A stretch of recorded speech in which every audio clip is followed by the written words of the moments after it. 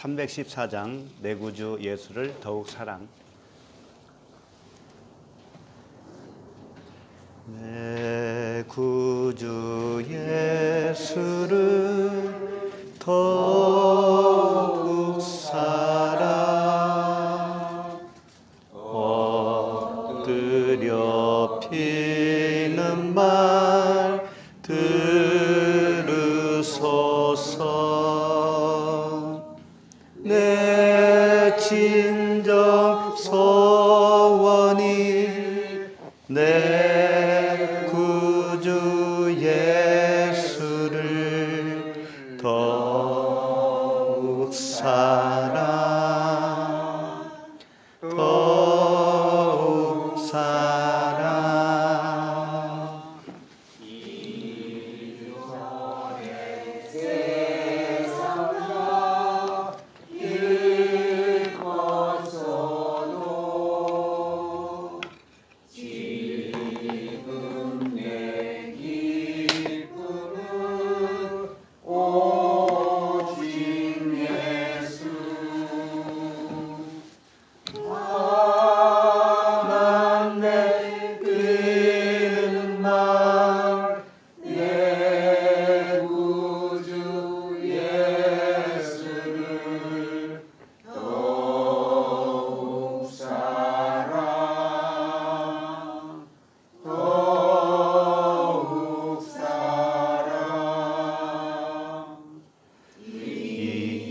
세상 떠날 때 찬양하고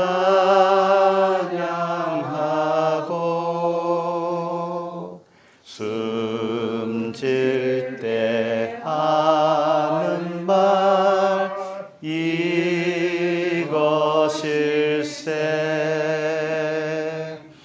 다만 내 피는 말 내 구주 예수를 더욱 사랑, 더욱 다시 한번 내 구주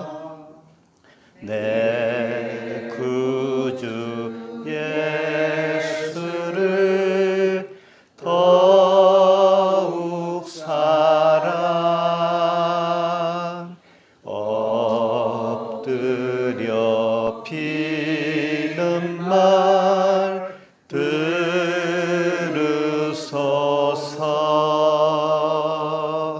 내 진정 소원이 내 구주 예수를 더욱 사랑,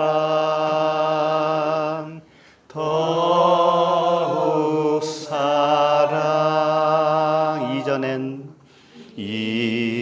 이전엔 세상 나 기뻤어도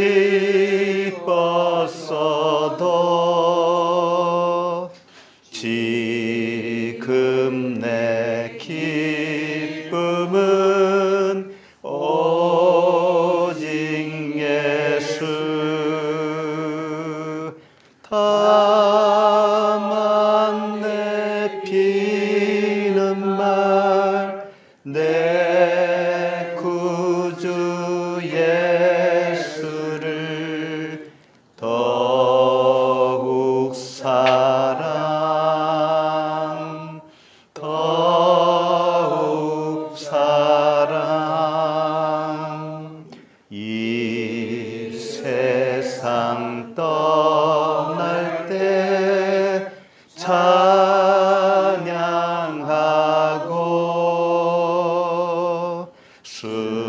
숨질 때 하는 말 이것일세. 다만 내 피는 말 내 구주 예수를 더욱 사랑,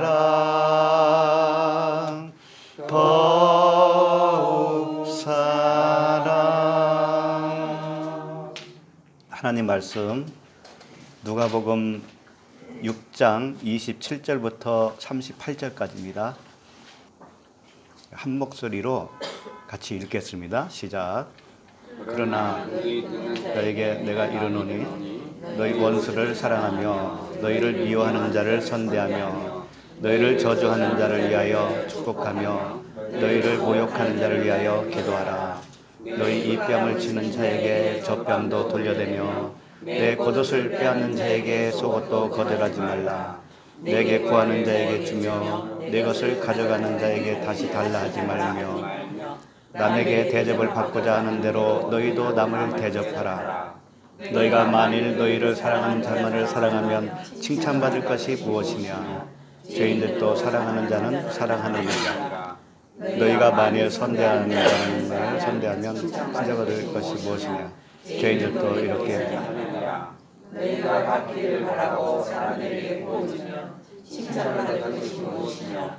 죄인들도 그만큼 받고자 하여 죄인에게 부어주느니라.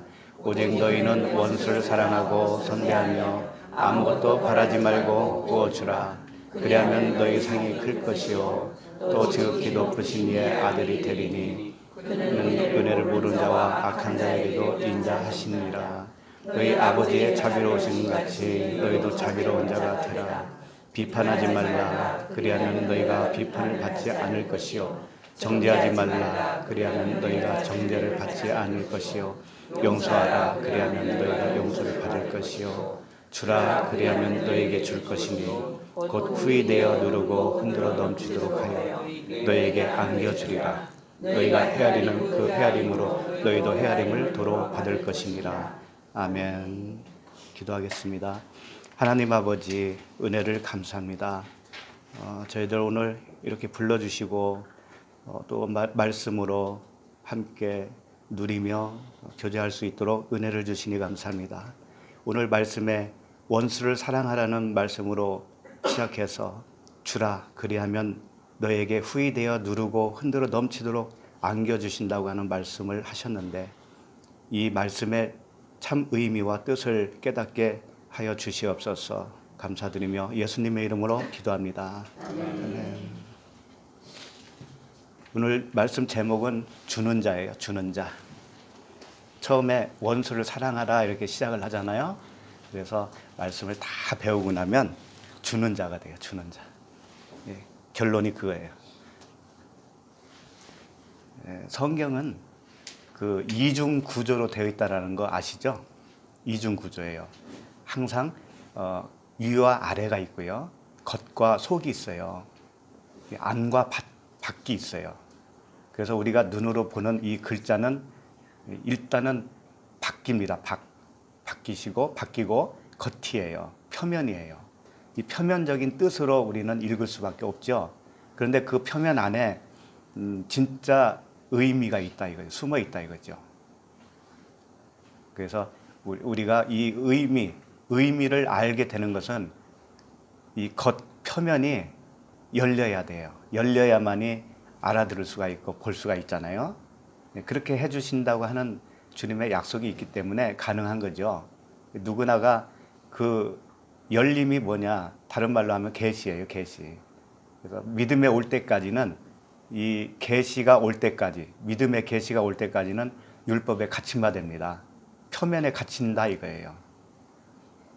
수박을 먹으려면 수박 껍데기를 깨야 돼요. 어떻게 돼요? 반드시 깨야 되잖아요.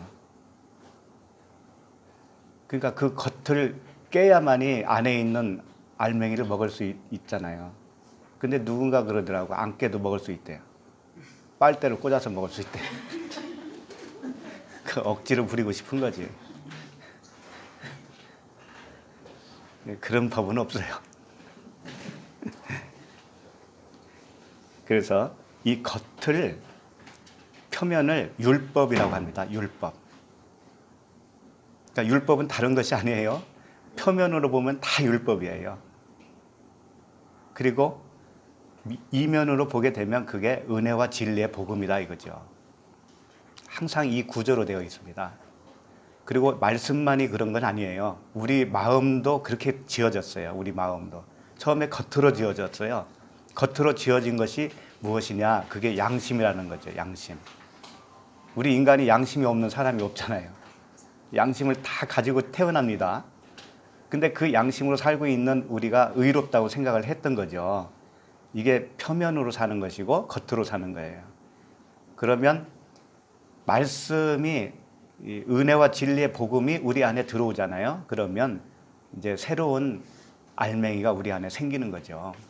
그래서 그 속사람이라고 그러잖아요. 속사람. 속사람으로 살게 되는 겁니다. 겉사람이 깨지고 속사람으로 살게 되는 것이 세상의 마지막이에요. 그 마지막 때라고 그러는데 마지막 때는 우리 각 개인에게 다 있는 거죠. 눈에 보이는 이 세상은 마지막이 없습니다. 다 사기치는 거예요. 오늘날 현상을 보니까 종말이 다 된 것 같아. 이런 말을 자주 하잖아요. 그것은 몇천 년 전부터 있었어요. 그런 지진이 뭐 이때만 있었습니까? 그때도 다 지진이 있었지. 전쟁이 뭐 지금만 있었어요? 처음부터 전쟁이 있었는데. 다 그거 사기친다니까요. 그러니까 열심을 내라 그러잖아요. 열심을 내라고. 거기에 또 속아요. 속아. 왜? 그 알맹이를 몰랐으니까. 속을 몰랐으니까. 그래서 성경은 계속적으로 이걸 알려주기 위해서 우리에게 힌트를 많이 준 겁니다. 그동안에. 가인과 아벨이 이것을 설명하고 있죠. 가인과 아벨. 가인은 아벨을 죽여요. 가인은 율법이라는 거죠. 율법은 죄를 깨닫게 하는 역할을 하잖아요. 죽여야 되는 거예요. 율법은. 하갈과 사라 아시죠? 하갈은 예루살렘의 언약이라는 거죠. 사라도 언약인데 하늘에서 내려오는 언약이에요. 예루살렘, 하늘에 있는 예루살렘의 언약이에요. 그러니까 이것은 은혜라는 거죠. 하갈은 죄를 묶어서 종을 만들고 사라는 그 종에서 풀어져서 자유한 자로 만들어주는 거예요. 이 둘 다 필요합니다. 이것을 알게 되면 풀어주는 거예요. 풀어지는 거예요. 자유한 자가 되는 겁니다. 이스마엘과 이삭도 그런 의미로 주어진 것이고요. 에서와 야곱도 마찬가지예요. 또 레아라고 있죠. 레아와 나헬도 그 역할을 하고 있는 거죠. 모세와 여호수아도 마찬가지입니다. 모세는 율법의 대명사 아닙니까? 여호수아는 가나안을 인도하는 예수 그리스도를 모형으로 하고 있죠. 그냥 율법과 복음을 계속적으로 설명하고 있는 거예요. 사울 왕과 다윗 왕도 그런 의미로 말씀하시고 계신 것이고요. 엘리야와 엘리사 역시 율법과 복음이에요. 그리고 이제 이스라엘이 둘로 나눠지죠. 나중에 북이스라엘과 남유다로 나눠지죠. 요거 자체도 율법과 복음을 설명하고 있다고요. 항상 겉과 속을 표현하고 있어요. 우리에게 그 진리를 가르쳐주기 위해서. 세례 요한과 예수 그리스도도 그런 의미로 받아들이면 좋겠고요. 바울이 회심하기 전에는 사울이었잖아요. 사울과 바울 이런 이름에서도 그 의미를 찾을 수가 있습니다. 그래서 여러 성경은 전체가 그런 이야기죠. 이제 좀 유명한 모세가 유명하죠. 그 안에서 그래서 모세의 이야기를 좀 예를 들어서 말씀을 한번 보았으면 좋겠어요. 모세를 통해서 어떻게 하고 있었는가. 어쨌든 모세는 이스라엘을 율법의 땅 애굽에서 나오게 하는 역할을 했잖아요. 그렇게 해서 어디까지 가냐면 요단강 전까지만 가죠. 그리고 나서 그 여호수아에게 인계를 하죠. 여호수아는 예수 그리스도를 의미하고 있습니다. 그래서 모세하면 율법이에요. 율법은 그리스도께로 인도하는 초등교사라고 그랬습니다. 그리스도께로 인도하는 초등교사. 그러니까 반드시 필요한 거예요. 겉이 반드시 필요하다고요. 그러나 그 겉에만 빠져 있으면 그 겉에 안에 있는 수박은 못 먹는 거죠. 그래서 이 그리스도께로 인도하는 초등교사인데 믿음으로 말미암아 의롭다함을 얻게 하려 함이라, 이런 말씀을 갈라디아서 3장 24절에서 말씀하고 있어요. 그래서 이 모세와 여호수아, 모세는 율법이라면 여호수아는 뭐예요? 복음이고 예수 그리스도란 말이죠. 이것을 잘 표현해주고 있는 사건이 있어요. 출애굽기 17장 9절 말씀을 좀 봤으면 좋겠습니다.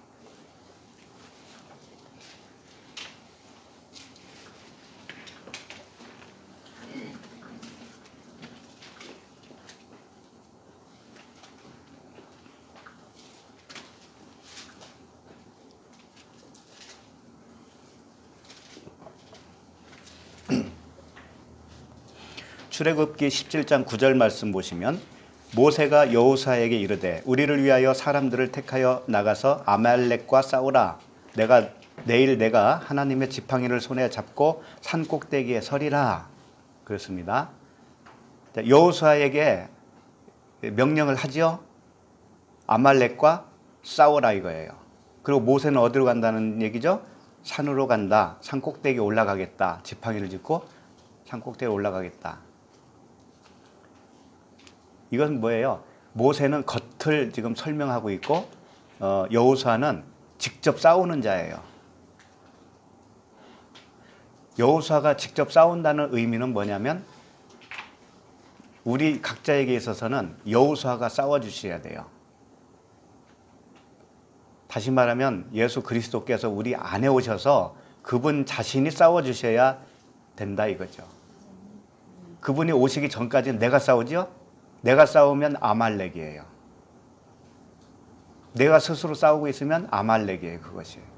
그 아말렉이 죽어야 되는 거예요.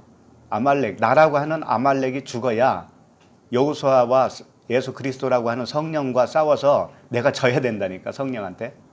그래야 아말렉이 죽어야 그것이 세상의 종말입니다. 그것이. 내 안에 세상의 종말이에요. 그것이. 자, 10절 보세요. 10절. 여호수아가 모세의 말대로 행하여 아말렉과 싸우고 모세와 아론과 훌은 산꼭대기에 올라갔다 이거죠. 모세가 손을 들면 이스라엘이 이기고 손을 내리면 아말렉이 이기더니 이게 무슨 의미일까요? 모세가 손을 들면 왜 이스라엘이 이길까요?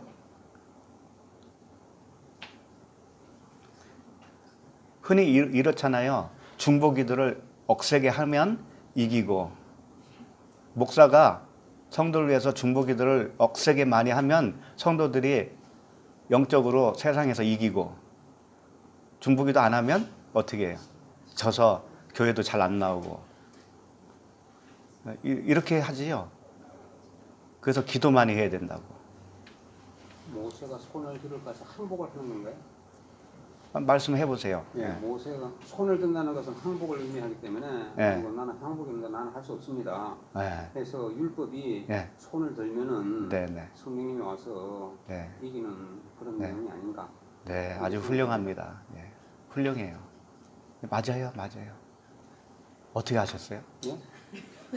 모세는 죽어져야 되는 거니까. 그렇죠. 율법이라고 했죠. 예, 예. 예. 그러니까 이렇게 잘 알아듣는다니까. 그러니까 목사보다 낫잖아요.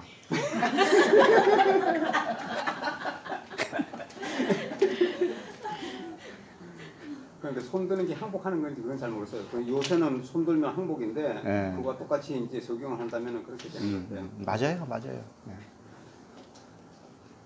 자, 그럼 계속 읽어보자고요.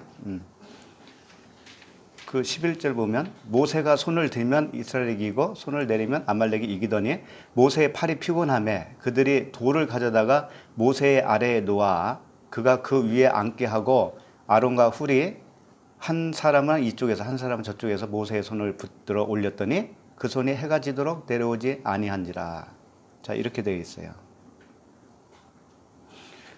지금 말씀해 주신 대로 모세가 손을 들었다라고 하는 이 든다라는 의미가 뭐냐면 이제 벗겨진다라는 의미거든요. 그러니까 율법이 벗겨지면 뭐가 나와요? 네? 복음이 나오잖아요. 복음. 복음은 여호수아로 표현을 한 거죠. 그러니까 복음으로만 승리할 수 있는 거예요. 승리할 수 있는 것은 나라고 하는 아말렉을 죽이려면 복음이 들어와야 되는 거예요. 복음이. 그러려면 모세라고 하는 율법이 들림을 받아야 돼요. 그러니까 예수님이 그랬잖아요. 내가 십자가에 들린다 그러잖아요. 내가 들리면 많은 사람을 내게로 이끌겠다 그랬잖아요. 들린다고 하는 거예요. 그러니까 십자가에서 율법이 죽어서 완성되는 거예요.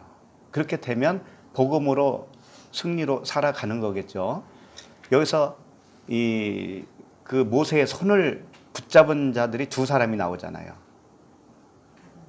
아론과 훌이죠. 아론은 레위 지파 사람이에요. 제사장입니다. 훌은 유다 지파 사람이에요. 훌은 그래서 아론과 훌은 역시 율법과 복음을 또 여기서도 표현하고 싶은 거예요. 이쪽 저쪽에서 붙잡고 예수 그리스도라는 그 의미를 담고 있죠. 그렇게 해서 예수 그리스도께서 손을 들면 십자가에서 죽으면 그런 말씀이에요. 돌도에서 나오잖아요. 돌. 그리스도라고 하는 돌. 돌에다가 모세를 앉혔잖아요. 그러니까 모세도 역시 그리스도라고 하는 예수 그리스도이신데 모세로는 죽어야 된다 이거죠. 모세는 죽어야 그 돌 대신은 그리스도 복음이 승리케 한다 이거예요. 다 그런 의미란 말이에요. 그런데 이 율법이라고 하는 것을 그렇게 설명하다 보면 나쁜 것으로 생각하기 쉬워요. 근데 반드시 율법은 있어야 되는 겁니다. 율법은 있어야 되는 거예요. 그래서 야고보서 4장 11절에 보면 찾으실 분은 찾으시고 야고보서 4장 11절에 보면 형제들아 서로 비방하지 말라.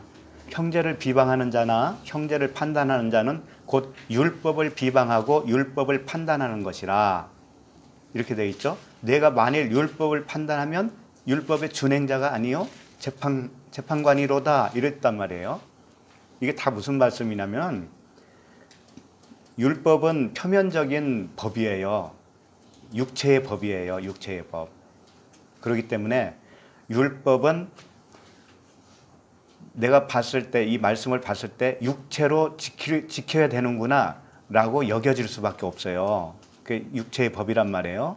그런데 형제들 비방하고 판단하는 것은 그 율법에 의해서 판단한다는 말씀이거든요. 그렇게 하지 말라는 거예요. 왜? 그 율법은 네가 그 율법에 의해서 누구를 비방하고 판단하잖아. 그러면 네가 그 율법을 잘못 알고 있기 때문에 그래. 이런 뜻이에요. 표면적으로 나타난 율법은 사실 그렇게 지키라고 준 것이 아니었다라는 거예요. 그런데 마치 그렇게 지켜야 할 것처럼 내가 알고 있으면 다른 사람을 그렇게 판단할 거 아닙니까? 율법으로 남을 판단하면 내가 잘못 판단하고 있는 거예요. 그래서 진짜 의도를 모르고 있는 거예요. 너는 지금 주님이 율법을 준 이유를 진짜 모르고 있거든. 그래서 율법을 만든 자를 판단하는 것과 같은 거예요. 그것은. 그러니까 섣불리 판단하지 마 이런 뜻이란 말이에요. 율법으로 남을 판단하면 안 돼요. 그건 육체의 법이었고 그것은 거기서 우리는 지킬 수 없다라는 것으로 손을 들고 그 이면에 있는 법 안으로 들어가야 되는 거죠. 예, 그 이면에 안으로 들어가면 판단할 것이 하나도 없어요. 그때는 오직 진리만 가지고 판단되어져요. 진리냐, 진리가 아니냐. 이게 율법의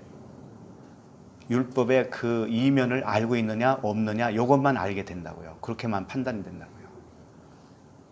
그러니까 너희들은 율법의 그 참 의미를 모르고 남을 판단하고 있으면 율법을 만든 자를 판단하는 것이고, 그 율법의 준행자가 아니다 이거죠. 이런 말씀을 하는 거예요. 그래서 여기다 한번 찾아볼까요? 유다서 1장 9절 말씀을 한번 찾아보도록 하겠습니다. 유다서 1장 9절. 천사장 미가엘이 모세의 시체에 관하여 마귀와 다투어 변론할 때에 감히 비방하는 판결을 내리지 못하고 다만 말하되 주께서 너를 꾸짖으시기를 원하노라 하였거늘. 이 말씀이죠. 천사장 미가엘이 모세의 시체에 관하여 마귀와 다퉜다라는 겁니다. 모세가 가나안 땅에 들어가지 못하고 죽었지요. 죽었죠? 어디서 죽었죠? 응? 누보산. 누보산. 네. 맞아요. 그러니까 좀 그 말을 하고 있는데 모세가 죽었어요. 그런데 마귀와 다퉜다는 말은 뭐냐면 이 시체가 정말 죽어서 시체로 됐느냐, 하늘로 올라가서 시체가 없느냐, 찾지를 못했다고 했잖아요. 시체를 찾지 못했다. 그러니까 그걸 다퉜다는 말이에요. 그런데 천사장 미가엘조차도 판결을 못했어요. 이걸 판결을 못하고 다만 주께서 너를 꾸짖으시기를 바란다, 이 말을 했단 말이에요. 이게 의미가 뭐냐 이거지. 이게 다 무슨 의미냐 이거죠. 자, 결론으로 말하면 마귀는 뭐예요? 비방자죠. 마귀는 말씀을 오해하고 있는 자예요. 응? 율법의 의를 모르고 있다고요. 그 율법의 의미를 모르고 있다고요. 그 마귀예요. 모세가 시체라는 의미는 뭐냐면 율법은 죽었다 이런 뜻이잖아요. 율법은 죽었어요. 그러니까 마귀는 뭐냐면 모세가 율법이 죽어야 되는 것을 모르는 거예요. 의미를 모르는 거예요. 마귀는. 그러니까 천사장이 뭐라고 하냐면은 그 모세가 왜 죽어야 되느냐 이런 말을 하질 않고 그 모세의 율법이 이러이러한 것이다 라고 마귀를 정죄하지 않았어요. 그 율법으로 마귀를 정죄하지 않았다고요. 그리고 다만 주께서 너를 꾸짖기를 바란다 이랬다고요. 이 말씀은 뭐냐면 하나님이 그 율법을 제정했잖아요. 주셨죠. 입법자죠. 입법자면은 그 입법자 되는 하나님께서 하나님만 재판관이라는 거예요. 하나님만 재판관이라는 거예요. 그렇기 때문에 우리들이 미가엘이라면, 우리들이 각자가 미가엘이라면 율법으로 남을 정죄하지 말라는 거예요. 마귀와 같은 그런 자들을 율법으로는 정죄하지 말라는 거예요. 왜 그러냐면 율법은 그렇게 준 것이 아니기 때문에 그래요. 그래서 유다서 1장 10절 그 다음 절에서 이런 말씀을 하는 거예요. 이 사람들은 무엇이든지 그 알지 못하는 것을 비방하는도다. 이러는 거죠. 율법으로 비방을 하고 있잖아요. 율법으로 다른 거 아닙니다. 율법이 내가 알고 있는 말씀이에요. 말씀. 표면적인 말씀. 그 표면적인 말씀으로 사람들을 정죄를 한다고요. 이 말씀에 의하니까 너는 이렇고 저렇고 말씀이 이렇게 쓰여 있잖아 그러잖아요. 말씀이 이렇게 쓰여 있는데 왜 너는 그렇게 생각 안 하니? 이런 경우가 많이 있잖아요. 그러니까 그런 사람들은 잘 모르고 있는 상태죠.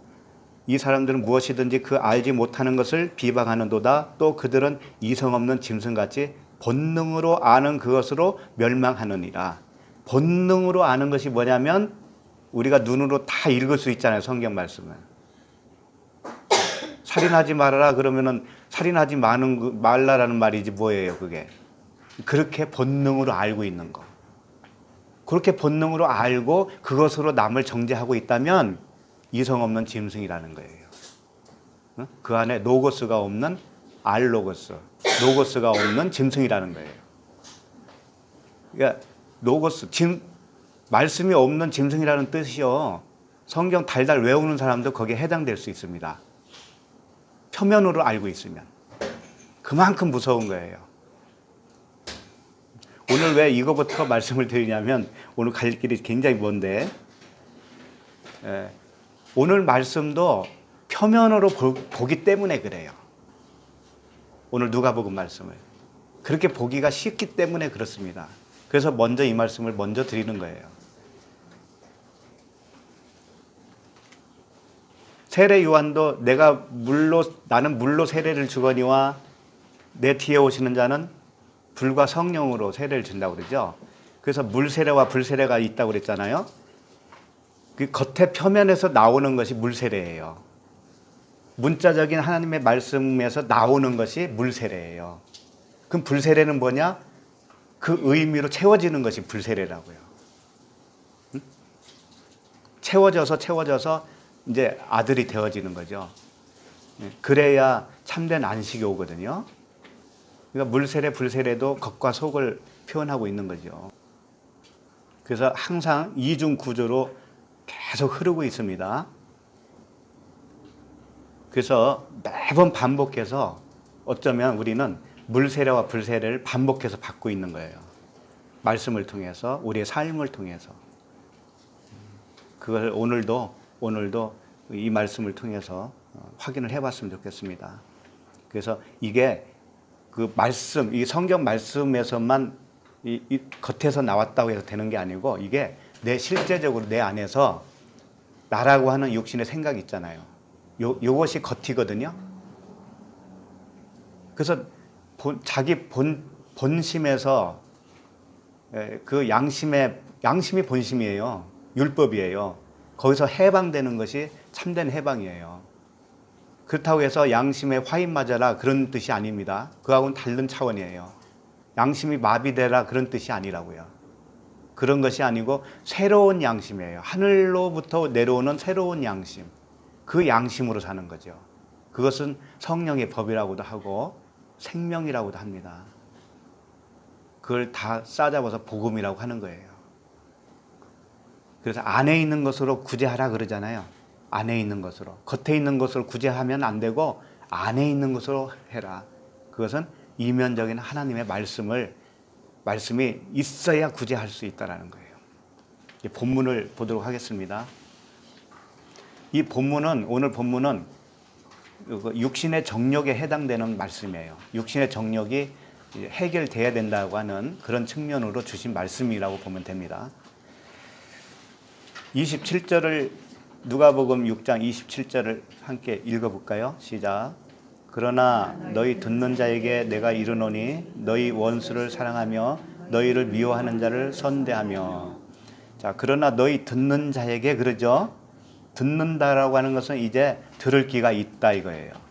비로소 너희들은 살아났다. 그 안에 있는 것을 들을 귀가 있다 그런 겁니다. 오늘 우리들도 그 안의 것을 들을 수 있는 귀가 있다면 오늘 말씀을 다 이해할 수 있어요. 원수, 여기서 이제 원수를 사랑하라고 그러니까는 보통 어떻게 합니까? 그 왼수를 사랑해야 되잖아요. 그래서 얼마나 노력을 많이 합니까? 그 원수를 사랑해야 되니. 그리고 저 원수를 사랑하지 못하는 나를 보면서 자책을 하죠.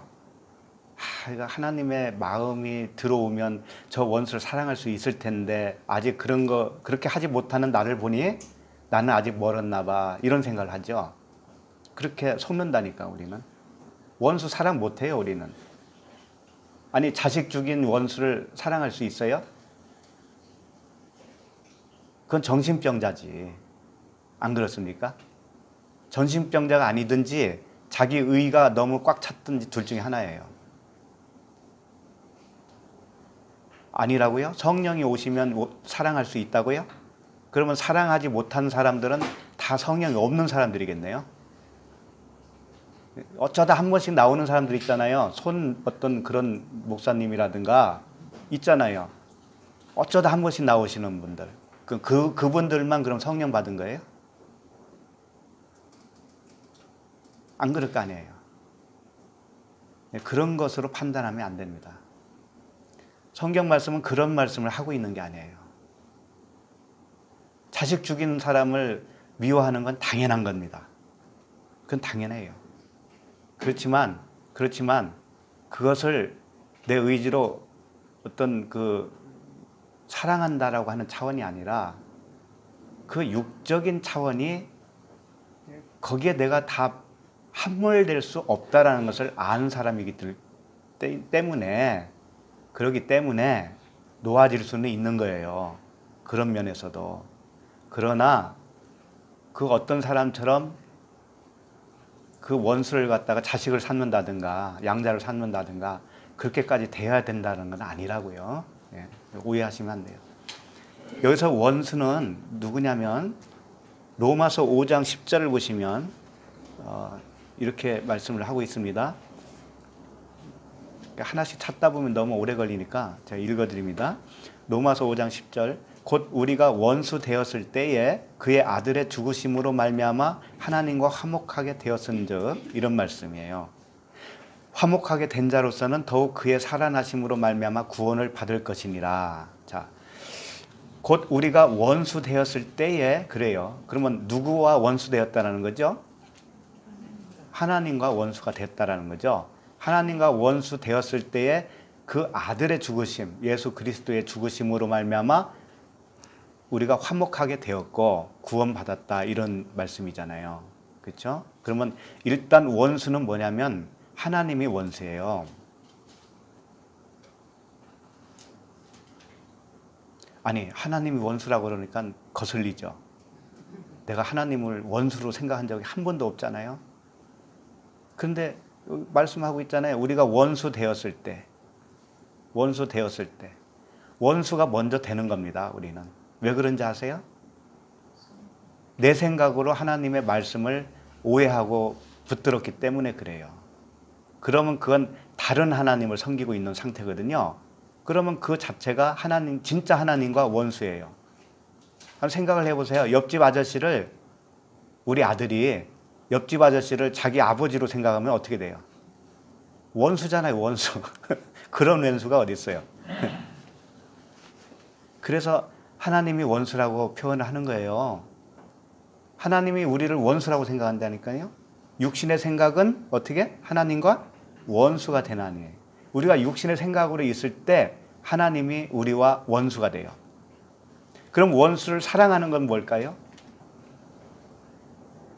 진짜 하나님을 만나면 원수를 사랑한 거죠. 그렇죠? 그러니까 오늘 말씀도 다 율법과 복음을 말하고 있어요.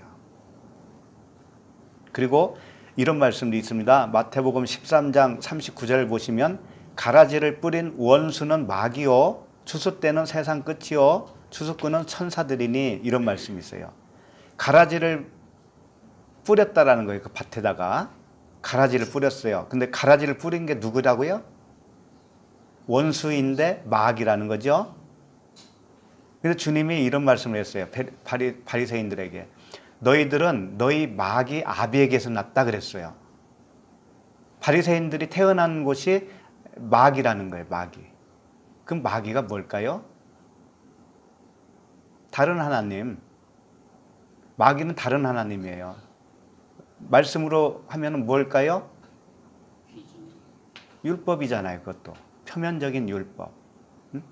그 이면을 모르고 있는 상태, 겉으로만 보고 있는 하나님의 문자 말씀, 이것이 뭐예요? 마귀예요. 자기에게는 마귀라고요. 우리 각 사람에게는. 그런데 내가 마귀이기 때문에 그렇게 마귀로 볼 수밖에 없는 겁니다. 그러니까 원수는 사실은 이렇게 되는 겁니다. 율법이라고 하는 말씀, 하나님이 원수이고 나 자신이 원수예요. 나에 대해서는 나 자신이 원수고 나의 육신의 생각 자체가 원수이고 그 육신의 생각으로 붙들고 있는 하나님의 말씀도 나에게는 원수가 되는 거예요. 항상 짝을 가지고 있어요. 그렇게 아시면 되겠습니다. 그러니까 원수를 사랑하라는 뜻은 뭐냐면은 육신의 생각이 원수였다라는 것을 깨닫게 되면 육신의 생각이 물러가는 거예요. 그것은 하나님의 말씀으로 되는 거죠. 은혜의 복음으로 그 은혜와 진리 되시는 그리스도께서 성령으로 우리에게 오셔서 그 말씀을 볼 때 깨닫게 해주셔요. 가르쳐 주시고 열어주신다고 계시로. 그러면 내 육신의 생각이 깨지고 하나님의 말씀이 바로 잡혀지겠죠. 그 말씀이 아니구나 이렇게 잡혀지겠죠. 그때 원수를 사랑한 것이에요. 그런 말씀입니다. 그 다음에 미워하는 자를 선대하며 이렇게 되어 있어요. 미워하는 자를 선대하며. 미워한다고 하는 것은요 다 같은 맥락인데 누가복음 14장 26절에 보니까 이런 말씀이 있어요. 무릇 내게 오는 자가 자기 부모와 처자와 형제와 자매와 더욱이 자기 목숨까지 미워하지 아니하면 능히 내 제자가 되지 못한다. 이렇게 되어 있어요. 그러니까 자기 목숨을 미워해야 되는 거죠. 여기서 말하는 것은 부모, 처자, 형제, 자매, 이게 무슨 뜻이냐? 진짜 우리가 살고 있는 부모와 형제, 자매를 미워하라는 얘기냐? 그 말씀이겠습니까? 표면으로 보면 그 말씀이죠. 부모, 처자, 형제, 자매, 더욱이 자기 목숨까지 미워해야 되니까 문자로 보면 그렇게 되잖아요. 그게 아니고 부모 하면은 항상 부, 아버지잖아요. 아버지. 모 하면은 어머니죠. 부는 뭐냐면 성전을 의미해요. 성전. 모 하면은 말씀을 의미해요. 언약, 말씀을 의미해요. 그러면 부모를 미워하라는 말씀이잖아요. 그럼 부모를 미워한다는 뜻은 뭐냐면 여기서 말하는 부모는 율법의 부모를 말하는 거예요. 성전은 사람이 지었잖아요. 지은 성전, 눈에 보이는 성전을 말하는 거예요. 그 눈에 보이는 성전을 헐기 위해서 주님이 육체로 오셨잖아요. 그래서 자기 육체를 가리켜 성전이라고 하신 거죠. 그리고 그 성전을 헌 거예요. 스스로 허시고 이면의 성전으로 세워주신 것이죠. 그러니까 첫 번째 부모는 떠나야 되는 겁니다. 미워해야 되는 거예요. 그래야 두 번째 부모로 세워지는 거예요. 두 번째 부모는 어디에 세워지냐면 내 안에, 내 마음에 너희가 하나님이 거하시는 성령의 전인 줄 알지 못하느냐 그러잖아요. 그러니까 처자도 역시 그 율법으로 낳은 생각들을 말하는 거예요. 겉에 문자로 낳은 나의 마음, 생각들을 말하는 거예요. 처자, 형제, 자매 이게 다 그런 뜻이라고요. 그것을 미워해야 되는 것을 그것을 통틀어서 뭐라고 하면 자기 목숨이라고 그러는 거예요. 자기 목숨. 자기 목숨을 미워해야 된다고 그러잖아요. 그러니까 부모, 처자, 형제, 자매 이것을 미워하는 것이 무엇이냐? 곧 너의 목숨을 미워하는 것이다. 이렇게 되는 거죠. 육신의 생각, 육신의 정욕, 안목의 정욕, 이생의 자랑이 미워해야 돼요. 자기가 스스로 미워해야 돼요. 그 미워하는 자를 선대한다라는 건 뭐예요? 복음으로 살려주는 것이 선대죠. 뭐 다른 거 있겠어요? 그렇죠? 에베소서에 이런 말씀이 있어요. 에베소서 5장 29절에 누구든지 언제나 자기 육체를 미워하지 않고 오직 양육하여 보호하기를 그리스도께서 교회에게 함과 같이 하나니, 여기서는 자기 육체를 미워하지 않고 이렇게 또 거꾸로 말을 했어요. 자기를 미워하는 것은 자기를 미워하지 않는 것과 같은 겁니다. 사실은 나를 미워한다는 건 뭐냐면 내 육신의 생각에서 벗어나는 거잖아요. 벗어나기 위한 갈망이죠. 그것이 나를 미워하는 것이고, 나를 미워하지 않는다는 건 뭐냐면 사랑으로 채워주는 것을 말하는 거예요. 사랑을 하니까, 미워하지 않으니까 사랑으로 채워주는 것이죠. 그것이 그리스도께서 교회에게 함과 같다 이거예요. 그리스도께서 교회에게, 교회가 나예요. 우리 각 사람이죠. 교회에게 뭘 했습니까? 그분이 십자가에서 죽으시고 성령으로 오셨죠. 생명으로 오셨죠. 예, 그것은 자기를 미워하지 않는 거잖아요. 그러니까 자기를 미워하는 것과 자기를 사랑하는 것은 사실상 같은 겁니다. 다른 단어들이 아니에요. 나를 미워해야 되니까 아이고 이 못된 나 이렇게 하시는 것을 말하는 게 아닙니다. 네. 비진리에서 떠나기를 갈망하고 있는 그 자체가 나를 미워하는 거예요. 그리고 그렇게 미워하는 것은 원인이 어디 있어요? 자기를 사랑하기 때문에 그렇잖아요. 네. 생명으로 자기를 다시 세워주는 것, 이것이 선대하는 겁니다. 28절 읽을까요? 시작. 너희를 저주하는 자를 위하여 축복하며 너희를 모욕하는 자를 위하여 기도하라. 그러니까 말씀을 보면 볼수록 남 이야기가 아니고 자기 속에 있는 자기 이야기잖아요. 다 다 나의 이야기예요. 나. 다른 사람과 관계해서 뭐 원수, 미워하는 자, 저주하는 자 이런 뜻이 아닌 거예요. 다 내 안에서 일어나는 나와 말씀의 관계입니다. 나와 말씀의 관계예요. 자, 너희를 저주하는 자를 위하여 축복한다고 하는 것은 너희를 저주하는 자가 누구냐면 율법입니다. 율법의 기능이 뭐예요? 우리를 죄를 깨닫게 하는 거잖아요. 그러니까 저주를 받은 자마다 나무에 달린 자라고 그랬죠. 그렇게 몰고 가는 것이 뭐냐면 율법이죠. 그러니까 나를 저주하는 자를 율법으로 봐야 돼요. 하나님이셔요. 그런데 겉에 하나님이라고요. 나를 저주합니다. 일단. 그래서 저주 받는 자가 있고요. 저주 받아서 다시 태어나는 자가 있어요. 그러니까 이건 같은 한 사람을 의미하는 거예요. 그래서 마태복음 25장 41절 보시면 이런 말씀이 있어요. 또 왼편에 있는 자들에게 이르시되 저주를 받은 자들아 나를 떠나라 마귀와 그 사자들을 위하여 예비한 영원한 풀에 들어가라. 이 말씀만 보면 양들이 염소잖아요. 염소와 양. 왼편에는 염소, 오른편에는 양이죠. 이것을 각각 존재하는 어떤 자들이라고 생각하기 쉬워요. 그런데 이게 하나라고 해요. 하나. 나라고 하는 하나를 표현하는 겁니다.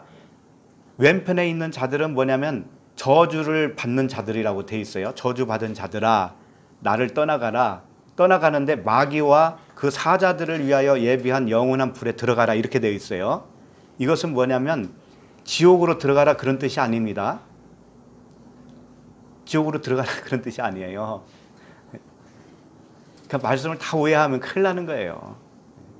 그게 아니고 너라고 하는 너는 양이 되어야 되지 않냐. 우리 각자에게 하는 소리입니다. 우리가 양이 되어야 되죠. 양이 되려면 일단 저주를 받아야 된다 이거지. 염소로 일단 저주를 받아야 돼요. 받고 마귀는 뭐예요?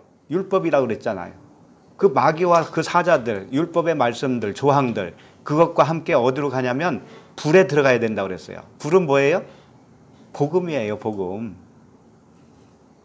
성령이잖아요. 성령이 불이라고 그러잖아요. 성령은 뭡니까? 복음이잖아요. 그러니까 너라고 하는 존재가 저주를 받아.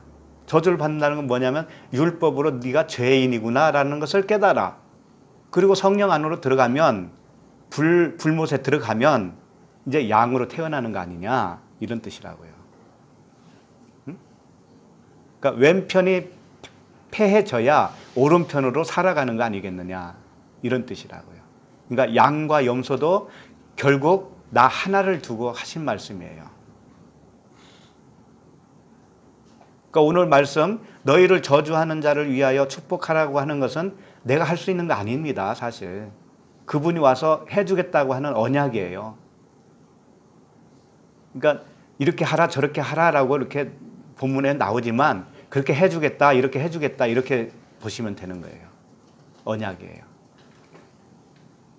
그러니까 다시 정리를 하면 정리하기 전에 야고보서 3장 10절을 하나 말씀 한 절을 보시겠습니다. 야고보서 3장 10절.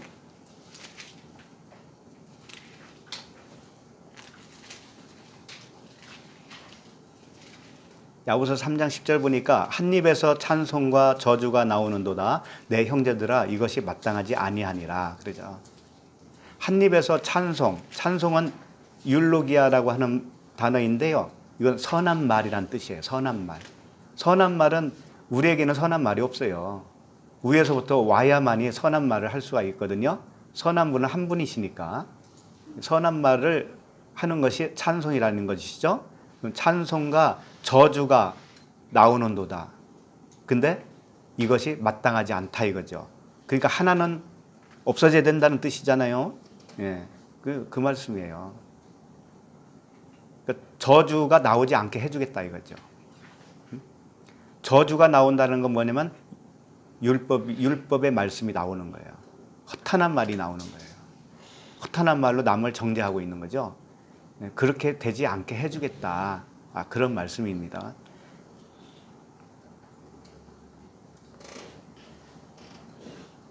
다시 본문으로 가서 28절입니다. 28절. 너희를 저주하는 자를 위하여 축복하며, 이것은 했죠. 너희를 모욕하는 자를 위하여 기도하라 그랬습니다. 너희를 모욕하는 거. 모욕이 뭐냐면요, 거짓으로 고소하는 겁니다. 거짓으로 고소를 해요. 율법은 속여요. 속여. 늘 말씀드리는 거지만 살인하지 말아라 그러잖아요. 이게 속인 거라니까요. 겉으로 속인 거라고. 그게. 근데 그 이면에 살인하지 말라라는 뜻은 뭐예요? 하나님과 분리되어 있지 말아라, 그런 뜻이라고요. 하나님과 분리됐다라고 생각하는 사람이 있을까요? 없죠. 근데 하나님의 말씀과 분리되어 있다라는 것은 뭐냐면 하나님 그 복음, 그리스도, 그 율법 안에 있는 의미로 주시는 그 말씀, 그것과 하나가 되어 있지 않는 것이 살인하고 있는 거거든요. 그러니까 그렇게 속이면 어떻게 되냐면 살인하지 않으면 되는 것이네, 이렇게 생각할 거 아닙니까? 그러니까 율법은 이렇게 속인다 이거예요. 표면으로는 이렇게 속인다. 속이는 것을 여기서 단어를 어떻게 쓴 거냐? 모욕한다, 이렇게 쓴 겁니다. 속여요. 모욕한다. 이 땅에 하나님이, 예수님이 이 땅에 언젠가 오신다. 눈에 보이도록 세마포, 흰 두루마리기를 입은 그 거룩하신 분이 머리 이렇게 쫙 길러가지고 샴푸를 뭘 썼는지 몰라도 차랑차랑한 그 멋있는 머리를 하고 이 땅에 이렇게 임할 것이다. 예루살렘에 임할 것이다. 라고 속여요. 속인다고. 이게 뭐라고요? 모욕한다. 이게 모욕하는 거다 이거지. 근데 이 모욕했다라는 것을 알까요? 모를까요? 모르잖아요. 그러니까 모욕하는 자를 위해서 뭐 하라고 그래요? 지금? 기도하라는 거죠. 기도는 이 원하심이죠. 하나님의 원하심. 그것이 이루어질 때 정말 내가 모욕을 당한 것이었구나, 그동안에. 이렇게 깨닫게 되는 거예요. 그러니까 그렇게 되기를 기도해야죠. 프로시코마이 해야 돼요. 네? 내가 속고 있는데 이 속음에서 건져주세요라고 기도해야 됩니다. 프로시코마이 해야 돼요. 그래야 그분의 원하심이 이루어져요.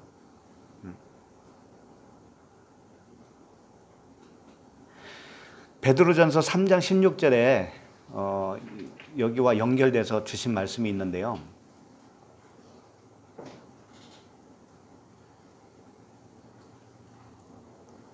베드로전서 3장 16절에 보시면 선한 양심을 가지라, 이렇게 되어 있어요.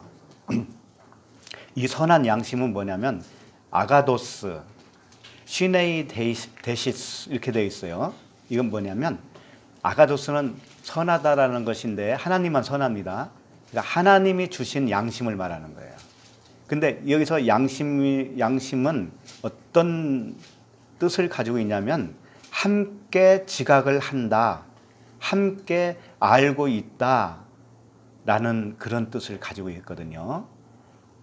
그러니까 선한 양심은 뭐냐면 하나님의 선하심과 함께 가진 그 지각을 말하는 거예요.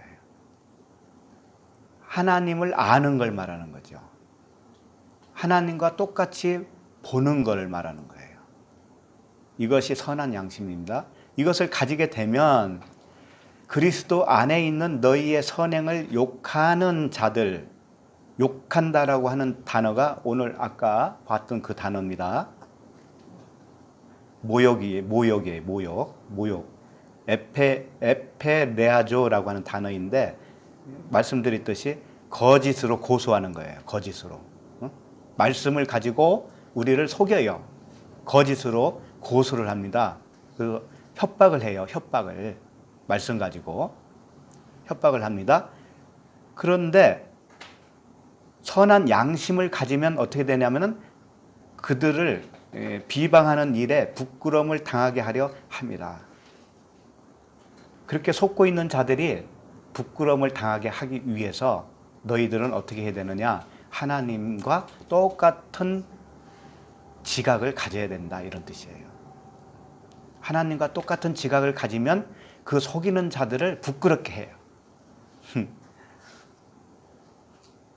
그러니까 이것은 내가 할 수 있는 거 아니지요? 다 이렇게 해 주시겠다라는 거예요. 성령께서 오셔서 그렇게 해 주시겠다고 하는 언약입니다. 언약이에요. 그래서 우리는 그 모욕하는 자를 위해서 기도하라는 의미는 이렇게 되기를 기도하라는 겁니다. 하나님께 요청하라는 거예요. 기도하시죠? 무시로 기도하세요. 무시로 성령 안에서 기도하셔요. 29절로 넘어가겠습니다. 자, 지금까지 좀 이해가 안 되는 부분을 좀 질문을 좀 받도록 하겠습니다.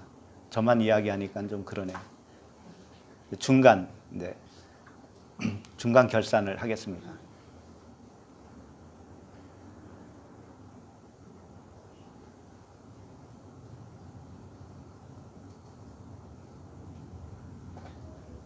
없으면 계속 이어서 하겠습니다. 29절 같이 읽을까요? 너의 이 뺨을 치는 자에게 저 뺨도 돌려대며 내 겉옷을 빼앗는 자에게 속옷도 거절하지 말라. 자, 뺨을 치는 자, 겉옷을 빼앗는 자 이런 것들은 뭐냐면 다 복음이에요. 말씀이 그렇게 한다는 거예요. 성령께서 하시는 거예요. 근데 이 뺨 치는 것은 이 뺨은 뭐고 저 뺨은 뭐냐 이제 요걸 알아야 되겠죠. 뺨은 시아곤이라고 하는 단어인데 턱뼈를 말하고 있어요. 턱뼈. 예.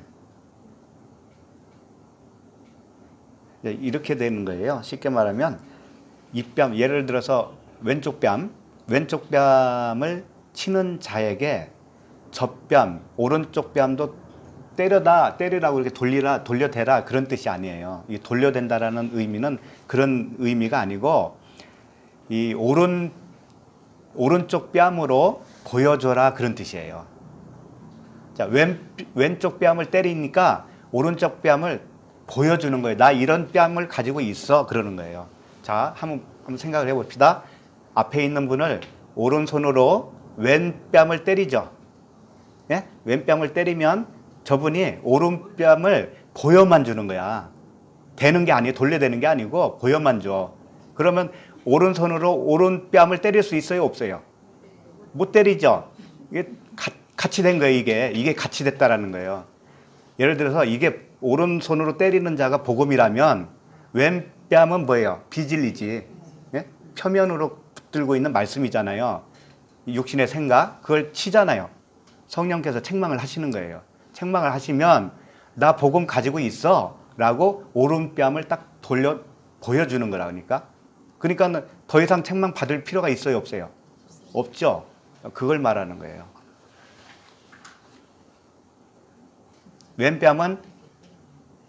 왼뺨은 비진리를 말하는 거예요. 쉽게 말하면. 이것을 문자대로 붙들면 어떻게 될까요? 길 가다가 누구한테 한 대 맞았다. 한 대 더 때려. 이렇게 해야 된다는 거잖아요. 그러니까 다 성인 군자가 되라는 말로 들리잖아요. 그게 아니라는 거죠. 자, 이걸 좀 더 이해하기 위해서 사사기 15장 15절로 가겠습니다. 구약성경 사사기 15장 15절. 삼손이 나귀의 새 턱뼈를 보고 손을 내밀어 집어들고 그것으로 1000명을 죽이고 이렇게 돼 있죠? 예, 1000명을 죽이고 이르되 나귀의 턱뼈로 한 더미 두 더미를 쌓았으며 나귀의 턱뼈로 내가 1000명을 죽였도다 하니라. 그 말을 마치고 턱뼈를 자기 손에서 내던지고 그곳을 라맛 네히라 이름하였더라. 이렇게 되어 있습니다. 삼손이 대단한 사람처럼 보이지요.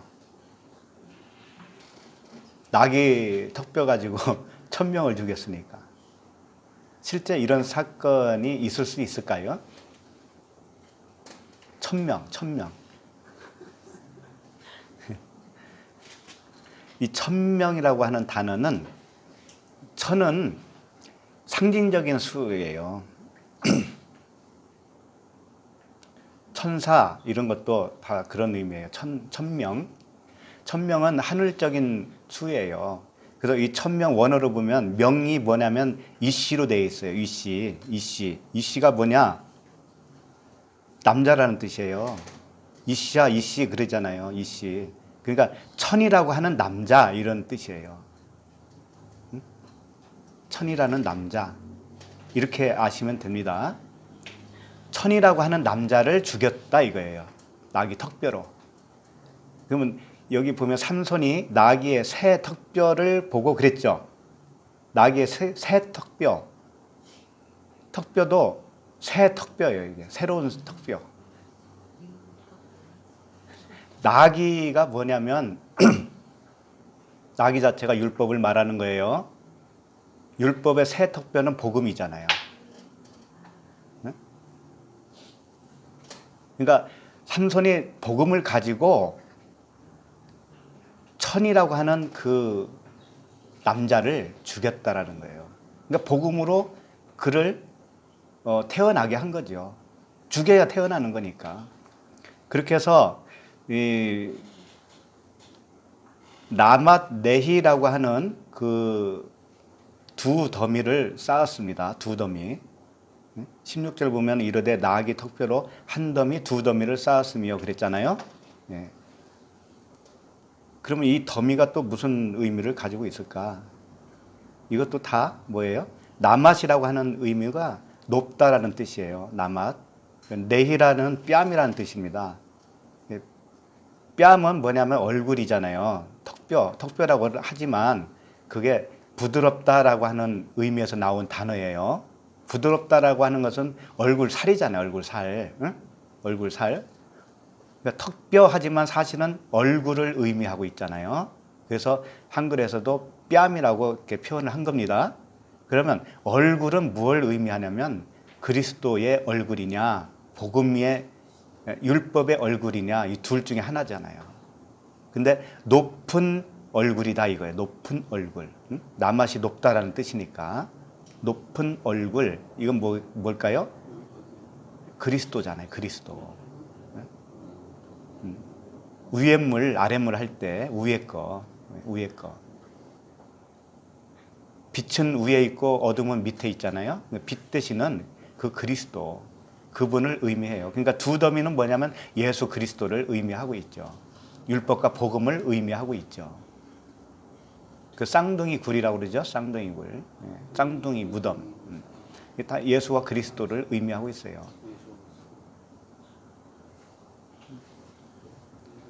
그러니까 그 사사 누구예요? 삼손이 뭘 했느냐면은 그 역할을 한 거죠. 성령이 임해서 한 거거든요, 이것이. 성령이 임하니까 복음이잖아요. 복음의 역할을 자기가 한 거예요. 복음으로, 말씀으로 한 사람을 살려낸 거라고요. 그런 뜻이에요. 이걸 겉으로만 보면 1000명 죽였으니까 대단하다. 야, 어떻게 나귀 턱뼈. 야. 삼손이 우리하고 뭐 다른 사람일 것 같아요? 우리보다 힘이 센 사람일 것 같아요? 오히려 강호동 씨가 더 셀 수 있습니다. 그러니까 이 뺨은 뭐예요? 우리의 육신의 생각이에요. 육신의 생각을 성령께서 책망을 치면 어떻게 되냐면 젖뺨은 뭐예요? 그리스도의 의예요. 그리스도의 의를 보여주는 거예요. 이게 돌려대며라는 단어가 파레코라고 하는 단어인데 보여주다, 앞으로 내밀다 이런 뜻입니다. 나 여기 복음을 가지고 있습니다 라고 보여주는 거예요. 그럼 더 이상 맞을 필요 없죠. 네. 그러니까 세상에서 자꾸 두드러 맞는 이유는 뭐냐? 왼쪽 뺨을 맞고 있는 거예요. 그래서 복음으로 다 빨리빨리 복음으로 들어와야 돼요. 들어오면 더 이상 그럴 필요가 없잖아요. 하나님도. 하나님이 무슨 억가심이 있어서 못 살게 굴겠습니까? 그렇잖아요. 자, 그 다음에 내 겉옷을 빼앗는 자에게 속옷도 거절하지 말라 그랬어요. 겉옷을 빼앗는 자에게 속옷도 거절하지 말라. 이것도 성인군자, 이건 뭐 더한 거죠. 겉옷을 빼앗아 가는데 속옷도 그냥 벗어 주라는 얘기니까. 그런 말씀 아닐 거 아닙니까? 이 겉옷은 히마티온, 빼앗는 자는, 빼앗는 자라고 되어 있는 이 단어가요, 아이로라고 하는 단어인데, 빼앗는다라기보다는 들어 올린다 이런 뜻입니다. 들어 올린다, 가지다 뭐 이런 뜻이에요. 속옷은 키톤이라고 하는 단어예요. 이것을 이렇게 되는 거죠. 율법이라고 하는 그 옷, 나라고 하는 육신의 겉옷, 육신의 생각, 이 겉옷을 들어 올려요.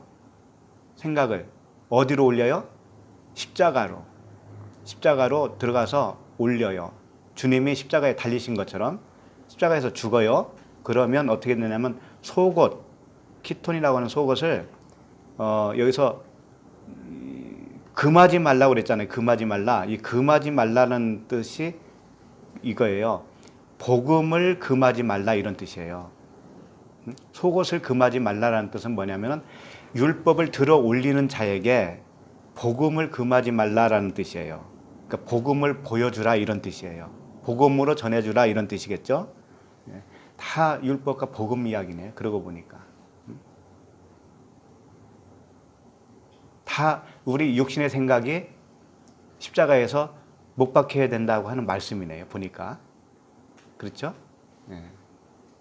그래서 오늘 너무 오래 걸릴 것 같아서 이제 여기까지만 해야 될 것 같아요. 아무래도 너무 길어서 안 되겠어요. 그 요한복음 19장 23절만 보고 맞춰야 될 것 같으네요. 요한복음 19장 23절. 19장 23절 보시면 군인들이 예수를 십자가에 못 박고 그의 옷을 취하여 네 깃에 나누어 각각 한 깃씩 얻고 속옷도 취하니 이 속옷은 호지 아니하고 위에서부터 통으로 짠 것이라 이렇게 되어 있습니다. 그러니까 이게 오늘 말씀과 연결해서 생각할 수 있어요. 군인들이 예수님의 옷을 취했다고 그러는데 이 옷은 히마티온이에요. 겉옷이에요. 겉옷을 취했습니다. 그리고 이것은 네 깃씩 나눠서 가졌어요. 율법을 말하는 것이고요. 사복음서로 말씀해도 돼요. 그러니까 하나가 되지 않는 말씀이죠. 어쨌든 율법이에요. 그런데 속옷도 취하니 속옷이 이제 키톤입니다. 이 속옷을 취하니 이 속옷은 호지 아니하고 위에서부터 통으로 짰다 이거죠. 호지 않는다라고 하는 것은 이 바늘로 꿰매지 않았다는 뜻이에요. 천연적인 천 그대로라는 거죠. 그것을 복음이라고 그러는 거예요. 복음, 은혜의 복음, 은혜와 진리의 복음을 이 속옷이라고 할 수가 있죠.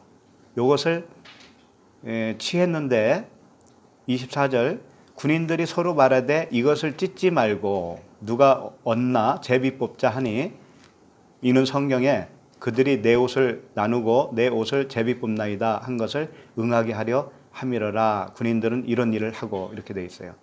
자, 첫 번째 군인들이 한 일은 뭐냐면 겉옷을 찢어버렸죠. 율법을 찢었습니다. 그 다음에 찢으니까 뭐가 나왔냐? 속옷이 나왔습니다. 이 속옷은 복음이죠. 이 복음은 찢을 수가 없습니다. 복음은 누가 갖느냐? 제비를 뽑았죠. 제비를 뽑았다라는 것은 그 중에서 아들이 됐다라는 거예요. 제비 뽑아서 얻게 된 사람은 그 사람은 아들이에요. 아들. 복음을 가졌다 이거죠. 그렇게 된 거예요. 그러니까 오늘 누가복음 말씀에는 어떻게 되겠어요? 그렇게 이어보면은 겉옷을 빼앗는 자, 찢어버리는 자에게 속옷도 거절하지 말라. 속옷을 복음을 주어라, 보여주라 이런 뜻이죠. 나도 속옷을 가졌다, 복음을 가지고 있다, 이걸 보여주라 이런 뜻이에요. 다 이런 말씀입니다. 여기까지 하고